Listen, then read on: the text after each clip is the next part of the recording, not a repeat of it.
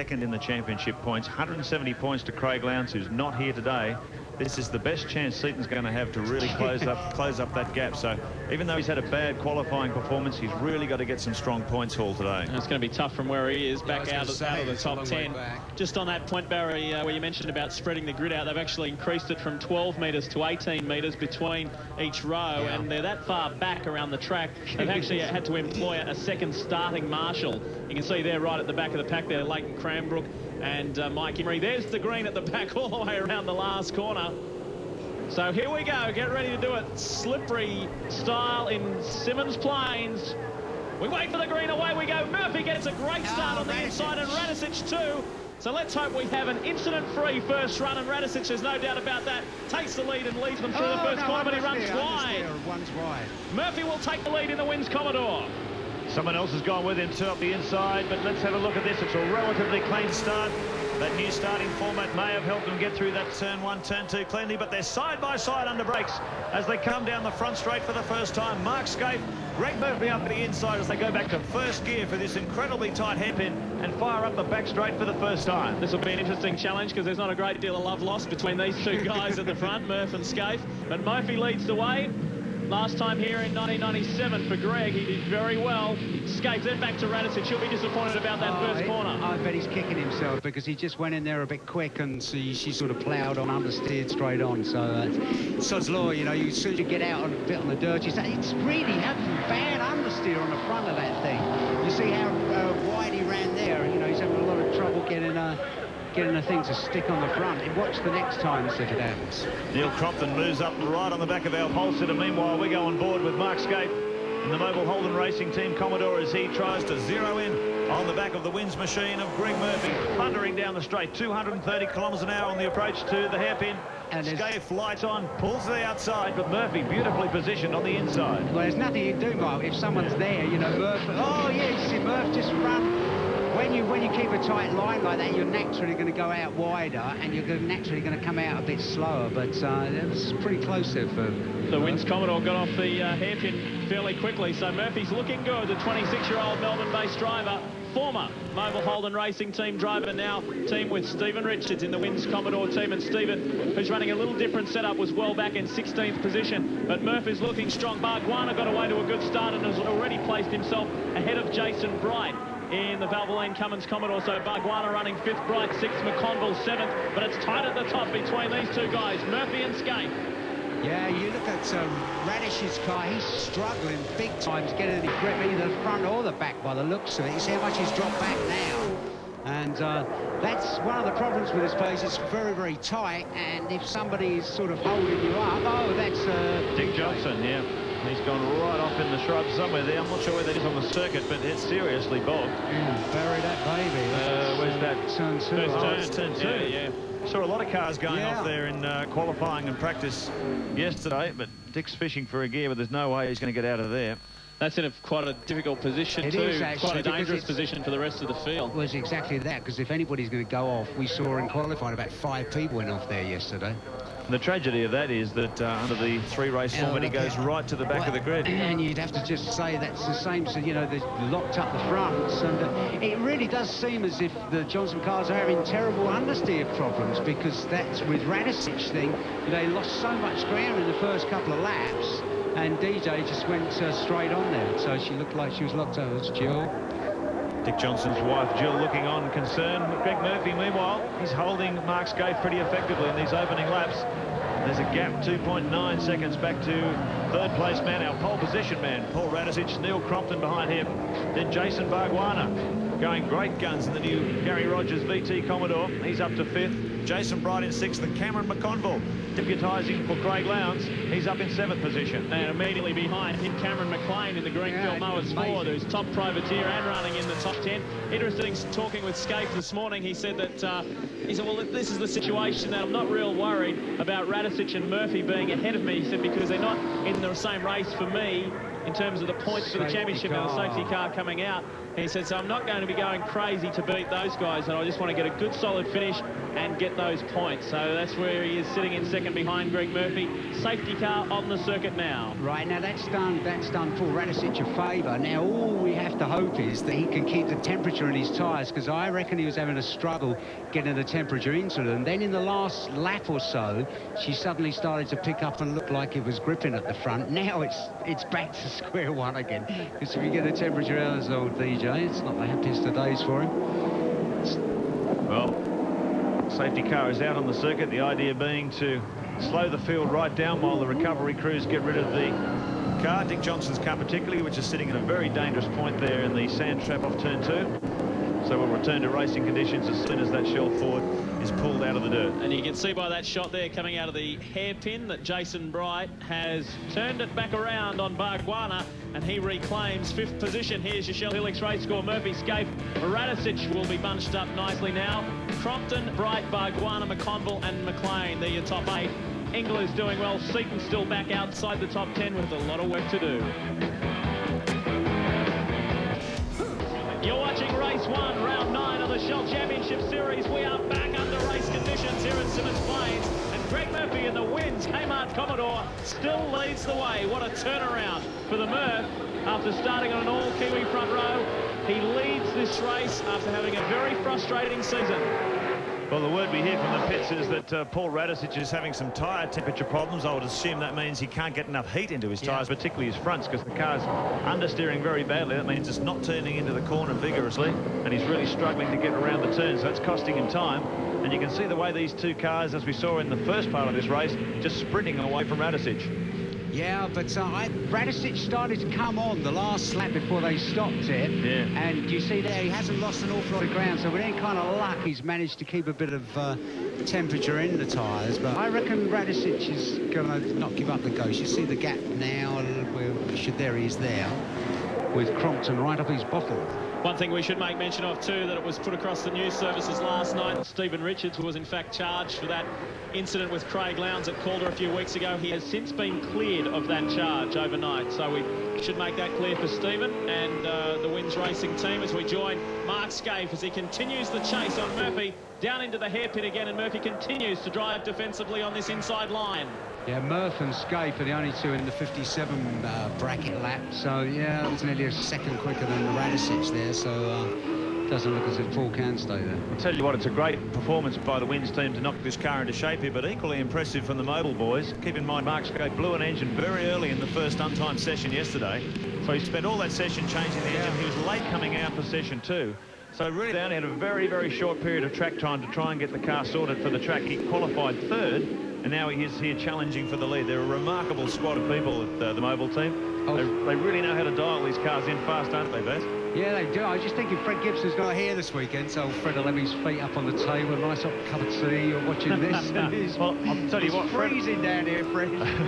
Freddie will have his fingers crossed too, because the last man to win a round of the championship for Gibson Motorsport was Mark Scaife at Eastern Creek in 1995. Oh. That is how long the Gibson Motorsport team has been out of the winner's circle. So this is a very, very important day for Freddie Gibson. Have a look at this bunch here.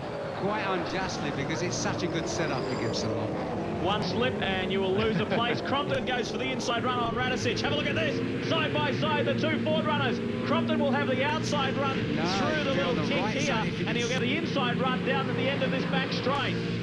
Yeah, I was going to say, they're pretty brave to stay on the outside through that one. I'll tell you what, they say the Dick Johnson Racing engines are amongst the most powerful in the field. You saw a good demonstration of it there. Not only getting into the ground effectively, but boy, can that thing haul a mail in a straight line. Top-end speed for Radicic, very impressive. Crompton got a great run out of the hairpin, but he couldn't capitalise on it by the time they got to the end of the straight. Tremendous battle between Bargwanna, yes, Barry. Do you remember Bargwanna last year? He nailed 2 of them at the end of the back straight. It was really a great one. I really hope that Bars gets a good result, because he's suffered badly this year, and he's been going really well here so far. Further back in the pack, Russell Ingall has got the lights on, trying to get through on Cameron McLean, and McConville is right there with Bright. That's McLean in the Greenfield Mowers car. Then Russell Ingall behind him, Garth Tander, who was quite ill this weekend. He's got a bad case of the flu, so... Well, Crompton trying to break this stranglehold on this bunch here. There's 3 cars Murphy and Skate, they're both running in the 57s, and it's 58. Radicic is getting this big queue behind him. You can see Cameron McLean running those big discs on the wheels of his car. I think the idea behind that is it traps a lot of the brake temperature inside the wheel, and that transfers to giving a little bit more heat for the tyres. And seems to be working pretty well for him this weekend. The privateer right up there amongst the top 10. Well, there was a big concern as soon as the guys knew that it was going to be a wet day, because this is a very abrasive surface, the Symmons Plains track. They were all concerned about the how long the wet weather tyres would last, because they said that it would shred them very, very quickly. I think with the ambient temperature being as low as it is, the track temperature can't be anything above 10 degrees. So that doesn't lend itself to the track drying out quickly. If you see there, it's still pretty wet. So I don't think it's going to come into play. So Murphy and Scaife, 3.4 seconds the gap over Paul Radicic.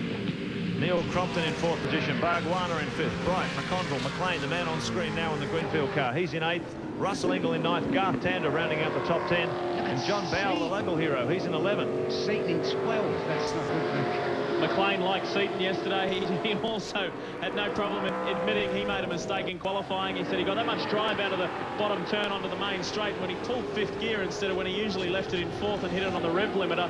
He hit 5th and it just took off, and he said he almost forgot to brake and then found himself in all sorts of trouble when he ran off the track, and that was the end of his qualifying session. You're watching Paul Radicic hold off Neil Crompton and Jason Bargwanna. This is 3rd, 4th and 5th. McLean is driving great now. I mean, really, really very, very quick. Makes you wonder what he's going to do next year when he moves up to professional with a AU XR8. No doubt he'll buy one of the ex-Dick Johnson racing cars or one of the top team's cars. And he's proved himself a very aggressive, very controlled racer. You can see how much water there still is out there, Mark, by the spray coming from Radicic's car. And they've confirmed too that Wayne Park will drive the car. Wayne Park teaming up with Cameron McLean for the Queensland 500 at Queensland Raceway. Crompton's still unable to do anything about Paul Radicic in the Ford Tickford Racing AU XR8. Then it's the Valvoline Cummins Commodore of Jason Bargwanna, who's having his best run of the year. Murphy's lead over Scaife out to 1.3 seconds. The track conditions are getting drier out there. Everyone now down into the 57-second bracket. 57.40 for our race leader. And Radicic just on a 57.6, so he's only 2/10 off our race leader at this stage. Now don't forget, November 11 to 14, the big one, Mount Panorama Bathurst, is the FAI 1000. We are so much looking forward to that. And as they say, nothing shakes the mountain like V8 Supercars. You can contact Ticketmaster for your tickets and get in early. It's going to be, once again, a magnificent weekend. And you can find out even more about the V8 Supercars on the website www.v8supercar.com.au. That website, incidentally, has hit the top 100 websites. It is a very popular one. It makes you wonder what's happened to Ingall, doesn't it? Because in the first practice, he was quickest by, what, nearly a second or something? Half a second on everyone in those first 2 untimed sessions. That was in dry conditions. Yeah, but he just said yesterday, you know, the guys were saying, oh, yeah, you know, they're really looking forward to a good result. And Russell went out, he said, I don't know. The answer is I haven't got the faintest idea. I was going as fast as I could. He was suffering what the Wins guys were. When you bolt on a new set of tyres, you're going slower or the same. Yeah, but it didn't make any difference what he had on. He just couldn't match the time he did in the morning. John Bow, another man struggling in the Caterpillar Ford in front of his home crowd. A disappointment for JB. He said he's, again, just like Russell Ingall, he's saying this car just is not riding the bumps well. On smooth circuits, it's an absolute rocket. Around the bumps around here, he just can't get the car doing what he wants. There's Paul Dumbrell, 16 years of age, the youngest ever V8 supercar driver making his debut at Symmons, but off on the rough stuff. There was a great picture of him today in the paper in his school uniform. They're really funny. Be clear and simple camera. Riding with John Bow. This is the battle for 11th position with Glenn Seaton. Now, this has been an extraordinarily tough year for Glenn Seaton. He's just crept along there, hasn't he? He's second in the points. You couldn't believe a Seaton to be second, considering how difficult the year has been. And also, you see, you know, like Glenn did in qualifying, yes, he's made some mistakes this year. It's very uncharacteristic of Glenn. But he's there. He's always there gathering points. It may not look all that impressive in the Ford Tickford Racing AU, but he is gathering points all the time and is currently 170 points in arrears of Craig Lowe. Oh, good run out of that. See the graph at the bottom of your screen, the yellow line indicates John Bow's track speed. You can see on the right of the screen there as it reaches up over 200 kilometres an hour. Usually reaches about 240 Almost, yes, just over 240 kilometres an hour. And that red line on the bottom of the screen indicates when he's on the brakes, and you can see by that bump in the line there. Big hard brake at the end of the back straight. He points it back toward the pits once again. And this here, as Seaton gets a little out of shape coming onto the main straight, the very fast section of the circuit, it dips down and rises again before they go into this very tight change of direction here. TV doesn't really do it justice because it looks like quite a slow section through there, but they're in fact going very, very fast. Well, by the looks of it, if Glenn gets past JB, you call him Houdini at the moment, wouldn't you? Because JB seems to have it absolutely covered. 1.8 seconds the lead. Greg Murphy back to Mark Scaife. This is the battle here for 11th and 12th. Shatford is John Bow and Glenn Seaton in the Ford Tickford Racing AU. On the outside, this is similar to what Crompton tried to put on Radisich. Will Seaton be able to pull it off? He stays side by side with Bow. 240 kilometres an hour. Yes, yes, yes. So it's just a matter of having the bottle to stay on the outside, and plus the track has dried out a little bit now, so you can use the wider line. And, you know, once you've got as far down as that, there was no way that JB could hold him off. Tell you what, back at the front, Greg Murphy's doing an outstanding job. He's 1.9 seconds now, the gap over Scaife. He's pumped it out another half a second. So the wins Commodore on this bumpy Symmons Plains track is working absolutely fantastic in the wet conditions. 57.71 for Murphy, 57.82 for Scaife. 3.8 seconds the lead over Paul Radisich in third position, but Murphy really is controlling this race. And there is a big team of people in that Wins organisation. Gary Dumbrell, the man responsible for bringing wins to the team. Alan Heafy, team manager. Ross Holder and Freddie Gibson. It will breathe a big sigh of relief. They have finally tasted some success. Greg and Stephen had a great run at the Adelaide 500, but nothing like this. Murphy on the way to victory here at Symmons Plains. Now 1.97. Now it's come back to 1.88 seconds, the gap between he and Scaife. Tell you what's really turned it around for these guys, what looks so impressive is the fact that even though he's leading the race, these guys have always had pretty good race speed.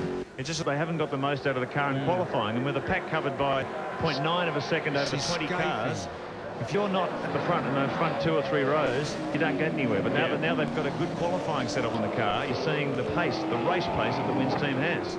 Scaife was going out all the way out on the right-hand side of the show. Oh, it's back end of Radisich's thing hanging out there. Yeah, Scaife was obviously trying to get in hot now because Scaife was out on the wet trying to cool them down a bit. So they're just pumping the old...